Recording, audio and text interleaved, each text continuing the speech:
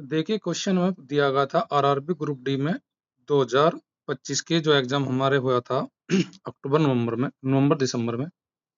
मैं क्वेश्चन पढ़ देता हूँ। क्वेश्चन मुझे क्या दिया है? क्वेश्चन में दिया है मुझे,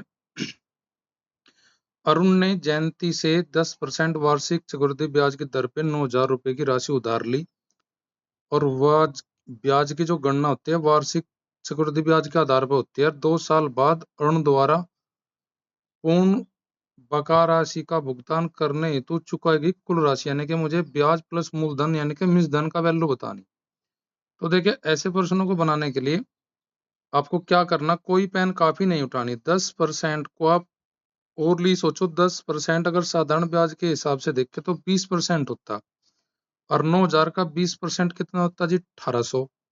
अब मैं 1800 रुपये अगर जोड़ दूं 9,000 में तो 10,800 समथिंग मेरा आंसर आएगा। 800 समथिंग मेरा आंसर ऑप्शन डी में दिया है। कुछ नहीं करना था। अगर हम और लिख देख के 10% 2 साल में चक्रवृद्धि ब्याज के हिसाब से क्या परसेंट हो जाए जी? 21। अगर मैं 21% 9,000 का निकाल लूँ, 2 जीरो कैंसिल करके 21 में मैं गुना कर दूंगा जी, परसेंटेज निकाल लूंगा तो बटे 100 करूंगा। 21 की गुणा 90 में करूंगा तो ब्याज आ जाएगा। अगर मैं सीधा 121 निकाल लूँ, 100% मूलधन 21 उसका ब्याज हुआ तो 121 गुना 90, फिर भी मेरा आंसर कितना आएगा? 10,890। नेक्स्ट क्वेश्चन देखते हैं। हमें नेक्स्ट क्वेश्चन क्या पूछा था हमारे एग्जाम में? 15 मेजों का क्रय मूल्य 12 मेजों के विक्रय मूल्य के बराबर है, तो लाभ या हानि का प्रतिशत ज्ञात कीजिए। देखो ऐसे प्रश्नों बनाने के लिए भाई 15 वस्तुओं का सीपी बराबर कितने के है जी? 12 वस्तुओं के एसपी के बराबर। तो यहाँ पे वस्तु कन्वर्ट करने के लिए क्रॉस मल्टीप्लाई करके, क्रॉस मल्टीप्लाई नहीं, क्रॉस इनको ट्रांसफर करके, सॉरी, यहाँ पे तो आ जाएगा 12, यहाँ पे आ जाएगा 15, अर्थात ये वस्तु बन गई अब रुपए, यानी कि 12 रुपए की वस्तु अगर 15 बेचेंगे तो हमारा होगा लाभ।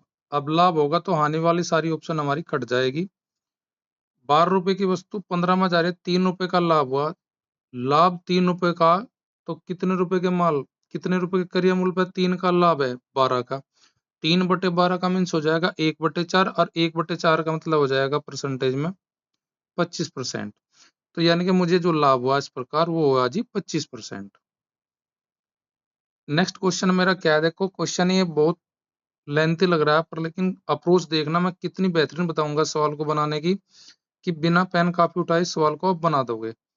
8 पुरुष 6 महिला किसी कार्य को 5 दिन में करती है। 6 पुरुष 8 महिला उस कार्य को 5 दिन में करते हैं। 7 पुरुष 7 महिला इस कार्य को पूरा करने में कितना समय लेगी? देखिए जी, अगर हम पुरुषों को जोड़े 8 और 8, 8 और 6 कितना हो जाएगा हमारे पास? ये हो जाएगा जी 14, और 6 और 8 भी जुड़ कर महिला कितनी हो जाएगी? 14। अब 14 मैन प्लस 14 वुमन, 14 ही वुमन, और 5 और 5 में अगर जोड़ लूं ये हो जाएगा मेरे पास कितना जी? 10 डेज। अगर मैं पूरी समीकरण को 2 से भाग कर दूं तो मेरे पास आंसर क्या आएगा? 7 मैन प्लस 7 वुमन और बराबर 5 डेज। और 5 के लिए मेरे पास ऑप्शन कौन सी है जी? Option A.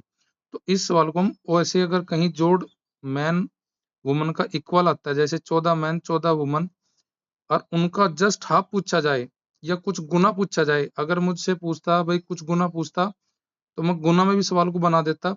जैसे यहाँ पे मैं हाफ करके मुझे पूछता भाई बताइए 21 मैन 21 वुमन कितने में करेगी इस काम को, तो फिर भी बना सकता था मैं। कैसे भाई? जैसे यहाँ पे दिया है 10 में, तो हाफ करके मैं पहले बना लेता, फिर 3 गुना करता, तो 3 गुना करता तो 3 गुना ही कम कार्य में होता है ये, बटे फिर 3 हो जाता 5 का, फिर मेरा आंसर बन जाता ये 5/3 डेज में।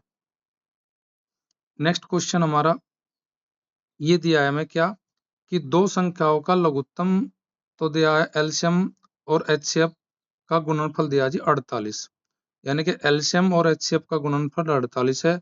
यदि दोनों संख्या में अंतर 13 का हो तो संख्या ज्ञात कीजिए। देखो उसमें कुछ भी आप कुछ ना करो, आप सीधा जाओ ऑप्शन के साथ। अगर आप ऑप्शन के साथ जाते हो तो क्वेश्चन बहुत आसान हो जाएगा। देखिए अगर हम 4 और 17 का एलसीएम अगर देखें तो 4 और 17 में एलसीएम हो जाएगा 17 चौका 68। अब 17 चौका 68 जो हो जाएगा एलसीएम, और एचसीएफ अभी मैंने लिया नहीं, एचसीएफ दोनों का 1 होगा। अब देखिए ऑप्शन से हमारा अगर ऑप्शन ए देखा है तो उनका एचसीएफ और एलसीएम हमारा क्या आ जाएगा, एलसीएम तो आ जाएगा 17 चौका 68, एलसीएम 68, एचसीएफ आ जाएगा 1। अगर उन दोनों गुना करें तो वहां पे गुना 48 नहीं आएगी, तो ऑप्शन मेरी पहली नहीं होगी आंसर। इसी प्रकार अगर मैं 11 और 44 का 11 और 24 का एलसीएम लूं, 11 अपने आप में अभाज्य संख्या, तो इन दोनों का गुणनफल जो होगा वो मेरा एलसीएम होगा, वो गुणनफल तो देखो पहले ऑप्शन नहीं होगा। अगर हम दूसरी ऑप्शन से लेते हैं, दूसरी ऑप्शन का एलसीएम ही इतना ज्यादा आ जाएगा, 11-24 का एलसीएम जो लेंगे जब हम सोल्व करेंगे तो 264 आएगा। 264 ही अगर मेरा एलसीएम आ जाएगा तो गुणनफल एचसीएफ के साथ 48 कैसे बनेगा, तो ऑप्शन मेरी बी भी नहीं होगी।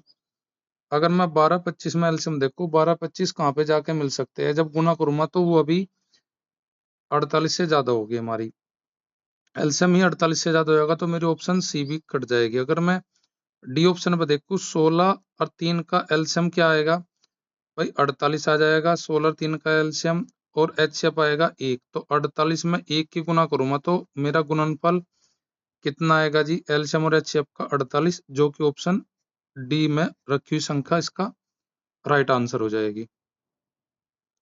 नेक्स्ट क्वेश्चन हमारा देखे, एक बेलन के व्यास 12 सेंटीमीटर, ऊंचाई 10.5 सेंटीमीटर, पाई की वैल्यू करनी है, हमें लेनी है सवाल में 22/7। बेलन का आयतन ज्ञात कीजिए। आपको बेलन का आयतन पता है कि बेलन का जो आयतन होता है उसका होता है जी पाई आर स्क्वायर एच, ये आपको पता है इसका बेलन का आयतन का फॉर्मूला। बेलन का आयतन कितना होता है जी, पाई आर स्क्वायर एच।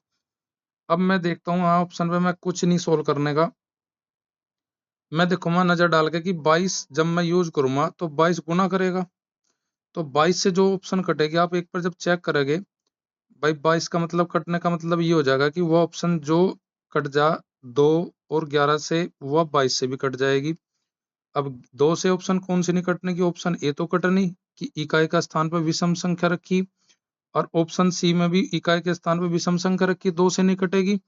अगर मैं 11 से डिवाइड करूं ऑप्शन बी को, 11 कम 11 बच गए 1 हो गए 18, 11 कम 11 बच गए 7, 78, तो ये ऑप्शन बी भी 11 से नहीं कटेगी, तो ऑप्शन मेरे पास बची डी।